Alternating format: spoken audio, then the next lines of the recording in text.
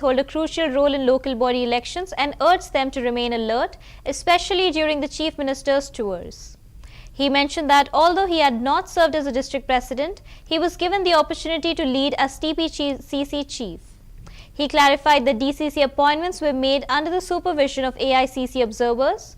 Praising Chief Minister Revanth Reddy and others, he said they were working hard for marginalized communities.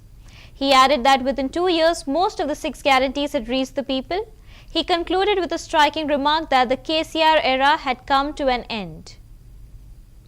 ఇవాళ ఇంతమంది ఎస్సీలకు అవకాశం, ఇంతమంది బీసీలకు అవకాశం, ఇంతమంది ట్రైబ్స్కి అవకాశం, యూత్ కాంగ్రెస్లో పనిచేసిన అవకాశం వచ్చింది అంటే నిజంగా కూడా అగ్రవర్ణంలో పుట్టినటువంటి రేవంత్ రెడ్డి గారు, మీనాక్షి నారాయణ గారు అనుక్షణం ఎస్సీ, ఎస్టీ, బీసీ, మైనారిటీస్ తప్పిస్తున్నారు. కాబట్టి ఇలా ఈ అవకాశం వచ్చింది.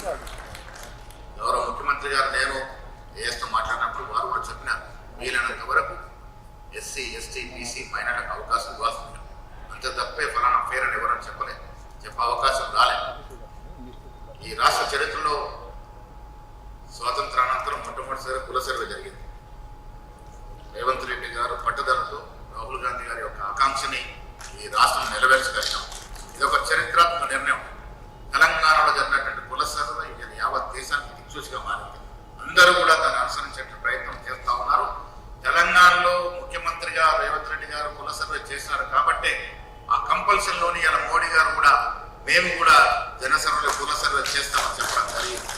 వారు కూడా వెలకొట్టినటువంటి సంఘటన తెలంగాణలో జరిగినటువంటి సిపెక్ సర్వేనే కాకుండా 2 చట్టాలు చేయడం, బీజేపీ వ్యవస్థ నుండి గవర్నర్ తొక్కుపెట్టడం, మళ్ళీ ఆర్డినెన్స్ తీసుకురావడం, దాన్ని కూడా తొక్కుపెట్టడం, 2 సార్లు ఢిల్లీ తలుపు తట్టి మామూలు కార్యకర్త మొదలుకొని ముఖ్యమంత్రి వరకు కూడా ఢిల్లీకి వెళ్ళి 6 గంటలు 7 గంటలు దీక్ష చేసినా బీజేపీ పార్టీ కన్విన్స్ కలగలే.